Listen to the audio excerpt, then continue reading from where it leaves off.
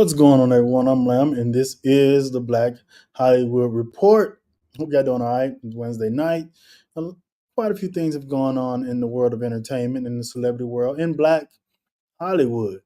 And I'm going to talk about it tonight. As you can see, I'm by my lonesome tonight. Normally, I got a couple people with me. Normally, I got Charles and Shay, but they're not here on tonight. They decided they went to the grocery store to buy some groceries, and so they won't be with me on tonight, as far as I know. But I have opened the door for anyone else that wants to pop in. By all means, come on in.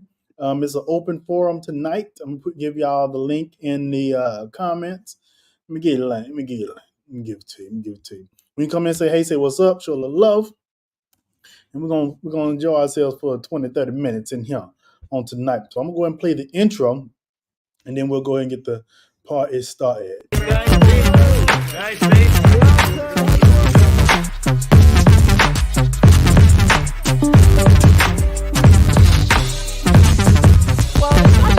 For the Black culture. I'm excited. I'm real excited for you. This is amazing, especially for our culture. So, as excited about the brothers and sisters.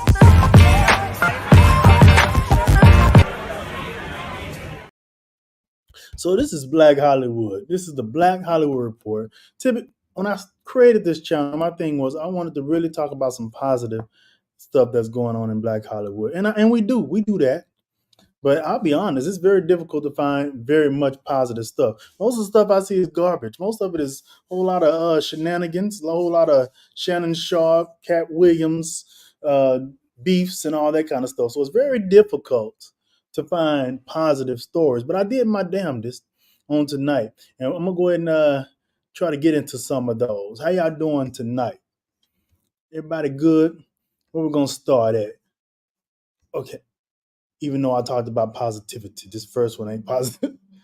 So some may consider it positive, but most overall is not necessarily a positive story, particularly for the person who it's about. And we are talking about the one, the only, Bishop Lamar Miller Whitehead.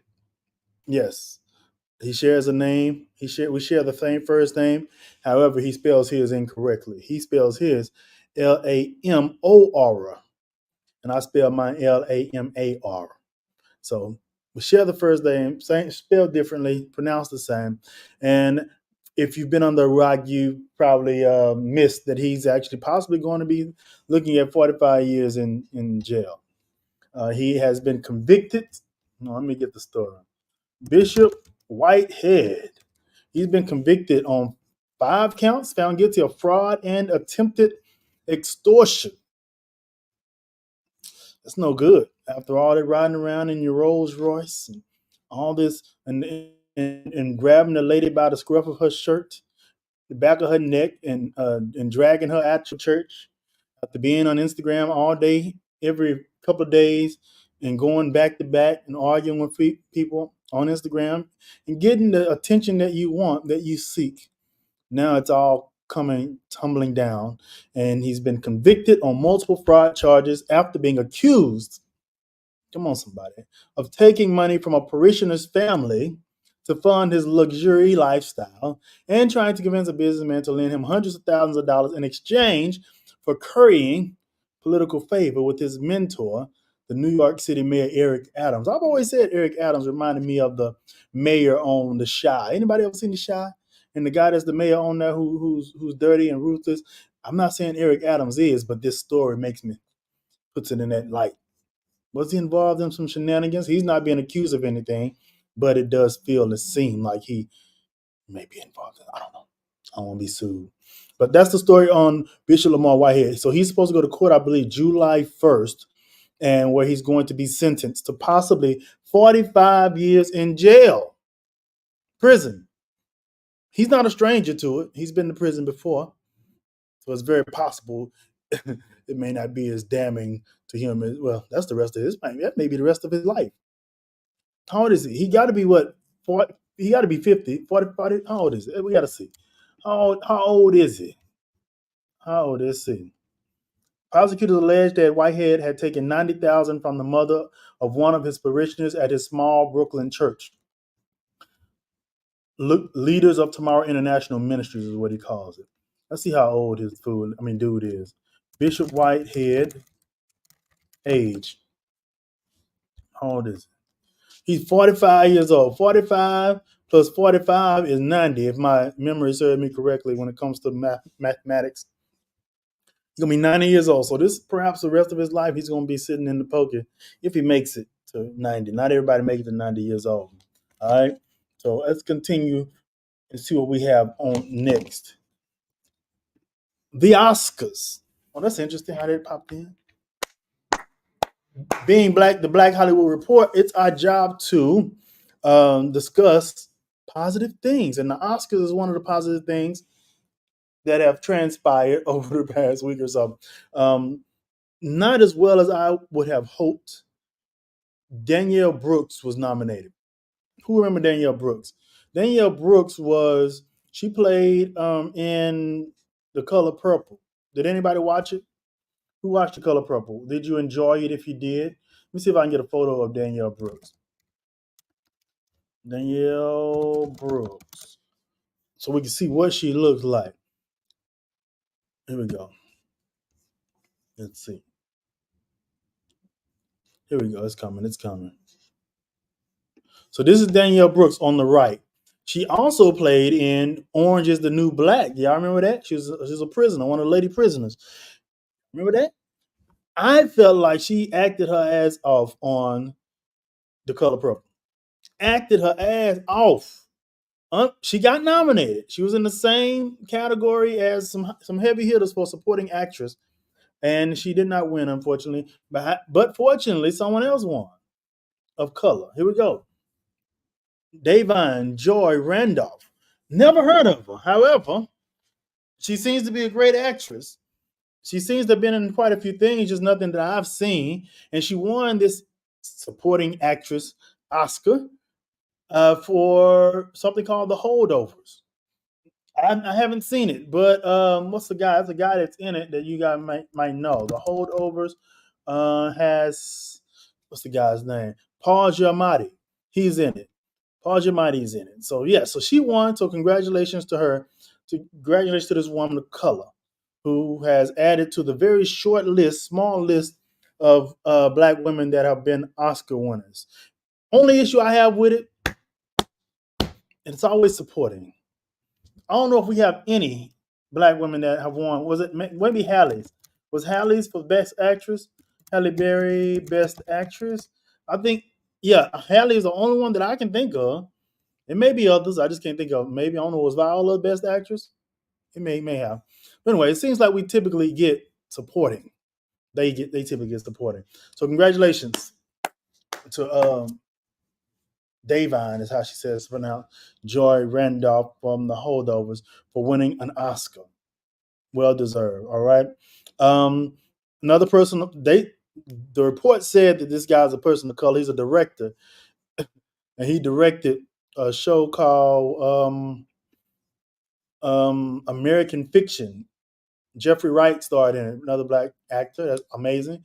And they say he's a person of color. Y'all I don't know, is he? Maybe, I guess he's mixed. But he won for director, for best adapted screenplay, meaning it was adapted from something else, in a book. So screenplay that was written that was adapted from a book. So congratulations to Cord Jefferson. Never heard of him. But congratulations, Cord, for winning that. So that's two Black folks, and another one won too. I don't know the person's name, but another person won. So at least 3 Black folks won Oscars this year. Congratulations to them. Congrats.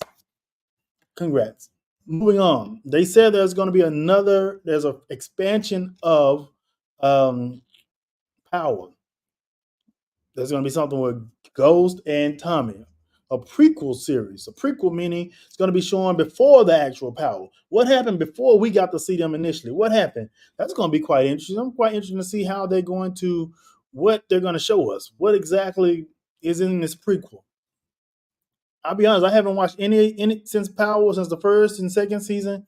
I hadn't watched any of the other ones, so I literally don't know what's going on with Power right now. So I'm glad they're going to do a prequel so I can kind of get back caught up, seeing what happened before the first season, and then kind of maybe watching the series all the way through because I'm totally behind on it. Even what's the other one? 50 Cent. What's another Power Book? Never watched Power Book. I think I watched. Is that the one? Which one is the one with the young boy? Tariq or whatever his name is was starring in it. I don't remember. He's in college. I think I maybe watched 1 or 2 episodes of that, but it didn't hold my attention. BMF. I didn't watch that either. I need to watch BMF. All these black shows, I got to get on it because I want to support. I love the art. The Shy, I don't miss the Shy. The Shy is amazing. I love it. Issa Rae's doing something new too. She's doing something independent of studios on her own. So I'm looking forward to see what she's doing now that Insecure is no longer. What else we got? Okay, congratulations to our billionairess, the Barbadian princess Rihanna. Rihanna has put her LA penthouse on the market. This penthouse was about 5,000 square feet, I believe.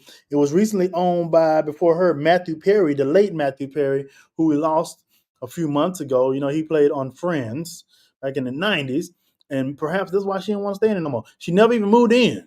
She bought it last year. And now she's selling it. She bought it for $21 million. She's selling it for, I think, almost $25 million. So there's a profit in it. That's potentially a quick little flip. That's a nice little come up. Not come up. She's a billionaire, but it's a smart move she's made. Bought for 21, selling for almost 25. Nice little profit of a few $1 million after fees and what have you. So congratulations to her. Love the views, by the way. This is in LA. Beautiful views. The balcony's cool. The master bedroom is nice. Kitchen was so-so. You can go see a full tour of that over at the Real Estate Insider. All right.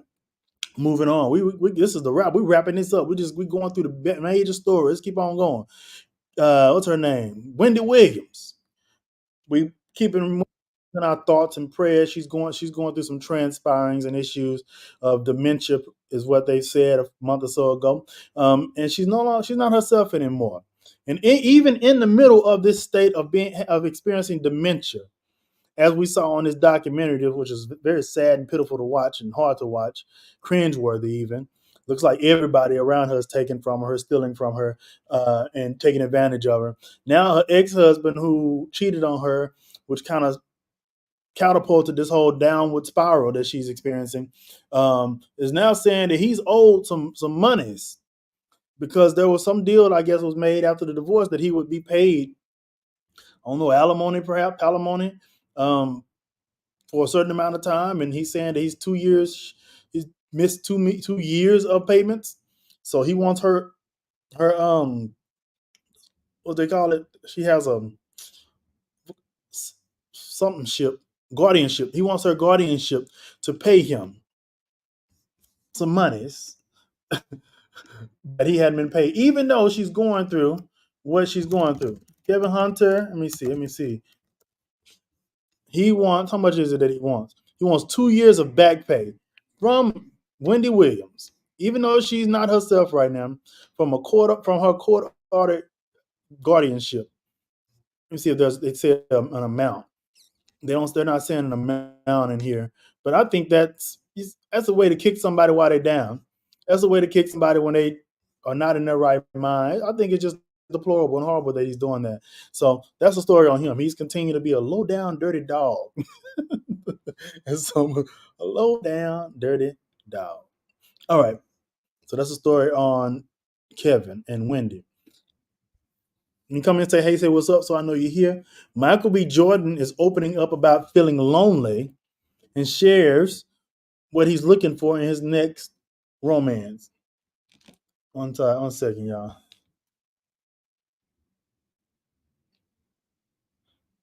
Let me see. Sorry, I sent a text. There we go. All right. He said he's feeling lonely. And let me get the full story on this. He says he confesses he's lonely, but insists he isn't looking to date. The worst part of that is feeling like nobody really understands. Okay, let's dig into it. Actor Michael B. Jordan dropped by the On Purpose with Jay Shetty podcast and opened up about love and revealing he's lonely, yet not ready to date. You know what? I can attest to that. Can any of you attest to that? He's a let me see what else he's saying. His previous relationship was with Lori Harvey. one of his previous, unfolded in the public eye for a year and a half before they ended it in June of 2002. And as far as we know, he's been single up and since then. I can identify with not necessarily wanting to be in a relationship, but experiencing a bit alone. You want to do stuff with people, right? And you don't want to spend a whole lot of money to have to do it. You don't want to pay for it. But it's very difficult filling that void, a space of companionship, especially if you've been in a long-term relationship or married, and then experiencing just being by yourself. It's interesting. So I feel you, Mike. I feel you, Michael B. I don't have your success, and I can say from my current state that if I had your money, I'd find something to live in. I would find something to keep me warm and keep me from being lonely, I think. But if I put in your position, if I had your money, I'd probably be saying something different. But that's what I'm saying. Okay. Chris Brown says there would never be another Chris Brown. Don't wait till I'm gone to realize that. What do y'all think about that? What are your thoughts on it? There will never be another. Will Chris Brown ever be able to outlive the stigma of him whooping Rihanna's ass? Princess we showed earlier, who just is listing her penthouse, one of her homes, for $25 million. Will he be able to live it down? I don't know, because people still aren't interested in dealing with him. It's just thinking about her face when you whipped her ass in that car. It's a horrible idea, but it should be redemption. Has he done anything to be redeemed? I mean, typically when we see him, he look like he's high. So has he done anything to win win over the fans, to make him seem like a stand up, just individual? I don't know. We see him dancing on his Instagram, and we know he's talented. He has the moves. He's probably the best dancer we have that's in the public eye, that's a celebrity, outside of Usher and who else? Neo be doing a little dancing, but Chris Brown is probably the one at the top since Michael is no longer with us. So I think we recognize, Chris, your talent, but I don't think the consensus has felt as though there's any redemptive qualities just yet that you've shown us that make us want to get on your bandwagon. Didn't you slap somebody, or didn't he get into a fight with Tiana Taylor, or didn't he get into it with Deanna? I don't know if he slapped her, but didn't he get into it with her last year or year before last? It's always something with women. So it makes it hard it's almost like your parole hearing, and they ask you, what'd you do? What'd you do? Well, I went to jail initially 20 years ago for whooping my wife's ass, right? And then you ask them, well, what have you done to change that now? Nothing. It looks like you got into it with a female guard. You got into it with continuing the same behaviors, basically, same pattern. So sorry, Chris. I really wish we could give you a pass, but unfortunately. Speaking of top of their game, Beyonce is always at the top of her game, which is amazing. Beyonce is the first Black female artist to top the Billboard country charts. And I think that's to be commended. Absolutely. That is very commendable. She's done that. A lot of people hate on Beyonce and say she can't sing, which I don't understand these people that say that. She's an amazing singer. If you actually listen to her live, you can hear it. She's one of the best out there. And she performs she performs as great as Michael Jackson, in my opinion, and she sings her ass off. And for her to go into the country space is quite exciting. Let's take it back. Country started with us, and let's see her take it back. I can't wait to see her in those spaces. Can't wait to see her on the CMT Awards, Country Music Awards. I can't wait to see it. It's going to be quite interesting to watch the white faces as she's performing and bringing the house down and winning all the awards. Her and K. Michelle. K. Michelle's in that space too. So I love that the other Black country artists are getting a little bit of notoriety too from the work that Beyonce is doing by jumping into this space. So all quite exciting. And let me see, is there anything else I want to talk about? Let me see, we have any more stories? I think that may be it. I think that's all. I think that's it. I think I'm done. Is there anything else that happened this week? Was there anything else that happened this week? Let's see. I think that's all I got. All right, ladies and gentlemen, I'm Lamb, and this is the Black Hollywood Report. Here every Wednesday night at 7:30 p.m. Central Standard Time with a quick rundown of some of the most popular stories. Thank y'all for watching, and until next time, peace out.